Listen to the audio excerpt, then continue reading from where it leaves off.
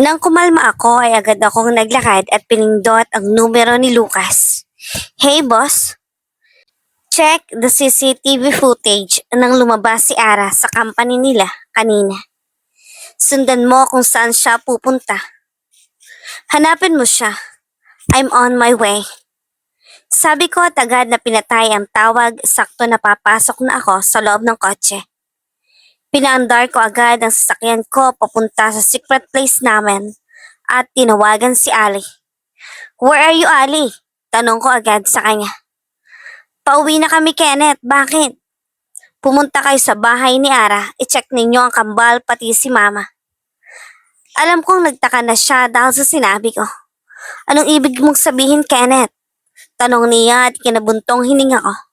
Alam kong nakakaramdam na siya, pero gusto niyang makasigurado muna. Ara is missing. Narinig ko ang pagsinghap ni Ali. Sa kabilang linya at maya-maya ay umiyak siya. Sabi ko na iiyak yan eh. Mahal na mahal nila si Ara, alam ko. Honey, boss, anong nangyari? Mukhang kinuha ni Eldred ang cellphone kay Ali. Nawawala si Ara. Eldred, puntahan ninyo ang kambal sa bahay. Wag na wag niyo silang iiwan. Sa inyo ko sila ay pinagkakatiwala. Hahanapin namin si Ara. Sabi ko sa kanya. No, sasama kami. Hahanapin din namin si Ara. I knew it. May maling nangyayari. Frustrated na sabi ni Ale na naka-loudspeaker pa rin pala si Eldred. No. Ali, mas makabubuti kung doon na lang kayo sa bahay nila Ara. Bukod sa safe ka doon, ay kayo rin ang magbabantay sa kanila. Baka sila ang susunod na puntrayahin nila. Magpapadala na rin ako ng ibang mga tauhan dyan, pati sila mama at papa, para mas safe. Sabi ko pa sa kanila, mahirap ang ganito lalo na may gulong nangyayari. Magulo ang mundo ng mafia. Malinis kaming mafia, hindi kami yung tipo ng ibang mafia na masama ang gawain. Never namin ginawa yon, may dahilan kung bakit kami naging mafia. At hindi pa ito ang tamang oras para sabihin yon. Kami ang bahala kay Kenneth, just make sure na mahahanap ninyo si Ara, sabi ni Eldred. Okay, binaba ko na ang tawag at mas binilisan ko pa ang sasakyan ko. Ilang minuto lang ay nakarating na ako doon. Maraming overtake na ang ginawa ko para lang makarating agad dito. Report, sabi ko pagbukas pa lang ng pinto at nakita ko sila na parehong nakatingin sa computer.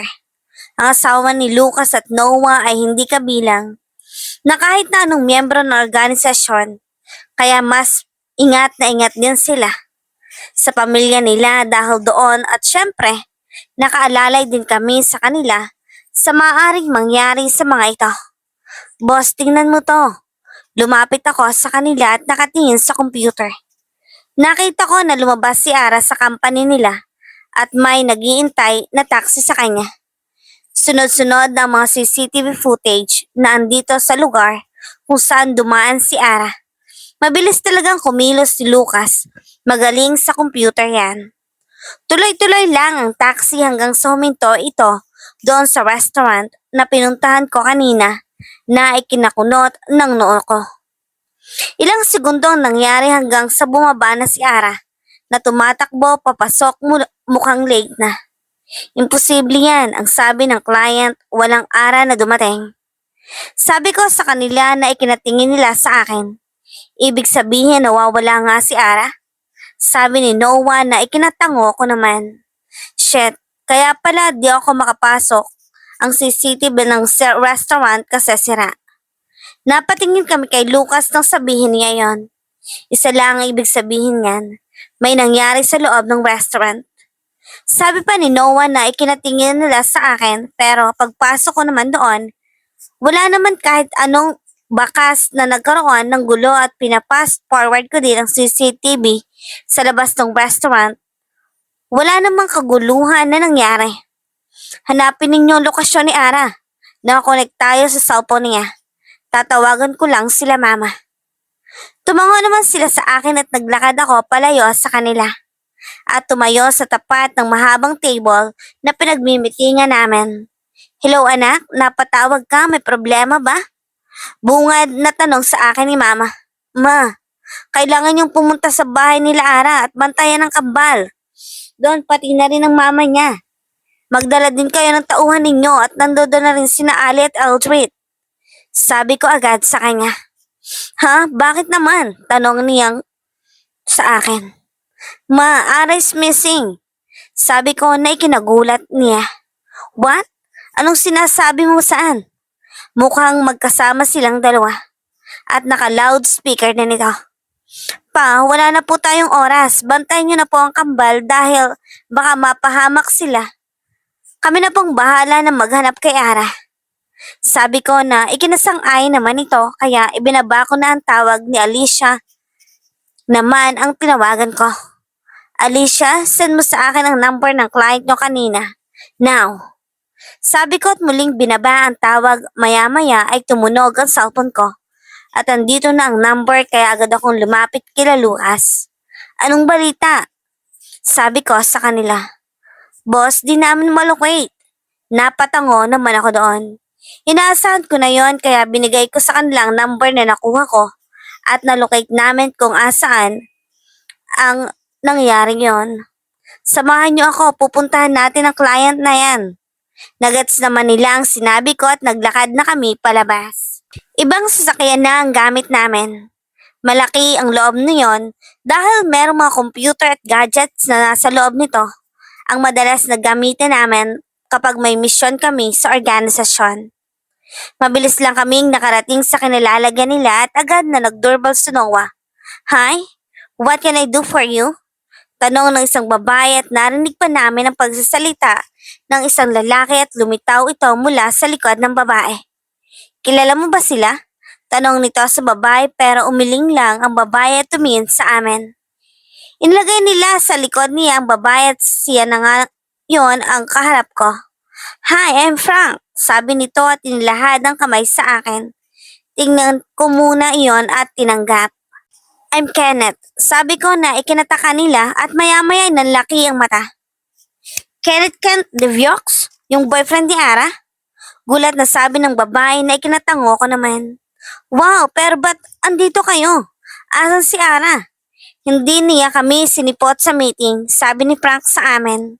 Anong hindi? Nakita namin sa CCTV na pumasok si Ara sa loob ng restaurant. Sabi ni Noah at inilabas ang cellphone niya at pinakita sa kanila ang CCTV footage. Imposible yan. Maaga kaming dumating kasi excited kami para sa pagpaplano ng kasal namin. Pero kahit anino niya ay hindi namin nakita sa loob. Napakunot noon naman ako dahil sinabi nila at napatingin sa mga kasama ko at nagkipit balikat lang din sila. Ano bang nangyayari? Humarap ako muli sa dalawang couple na to. Pasensya na kung walang dumating na Ara kanina. May napansin ba kayong kakaiba sa loob ng restaurant? Tanong ko sa kanila na ikinaisip naman ng mga ito. Sa pagkakaalala ko ay wala naman eh. Parang natural na daloy lang ang paligid kanina. Sabi ng babae na tumingin sa partner nito na ikinatango naman ng lalaki. Tama, wala talaga. May masama bang nangyari sa kanya? Tanong ng lalaki na ikinatingin ko sa kanila ng seryoso. Hindi ko pwedeng sabihin dahil baka madamay pa kayo. Naputo lang sasabihin ko nang tumunog ang cellphone ni Lucas na ikinatingin namin sa kanya. Boss, nalocate na po ang cellphone ni Ara. Masayang sabi nito na ikinabuhay ka naman. Mauna na kayo sa sasakyan at gawin ang dapat gawin. Kakausapin ko lang sila sandali. Tumango naman ang dalawa at umalis na. Ayokong takutin kayo pero kung maaari lang ay doon muna kayo sa resort namin sa Laguna. Dahil mas safe doon, hindi dito. Seryoso kong sabi sa kanila na ikinatingin naman nila. Anong ibig mo sabihin? Sabi ng lalaki. Hindi ko dapat sabihin pero involved na kayo ngayon kasi kayo dapat ang huling kikitain ni Ara. Alam ko na pinapahanap na nila kayo ngayon. Nawawala si Ara at hinahanap namin siya ngayon kaya kami nandito. May kumuha sa kanyang mga tao, mga halang ang kaluluwa. Nakita ko ang takot sa mukha nila.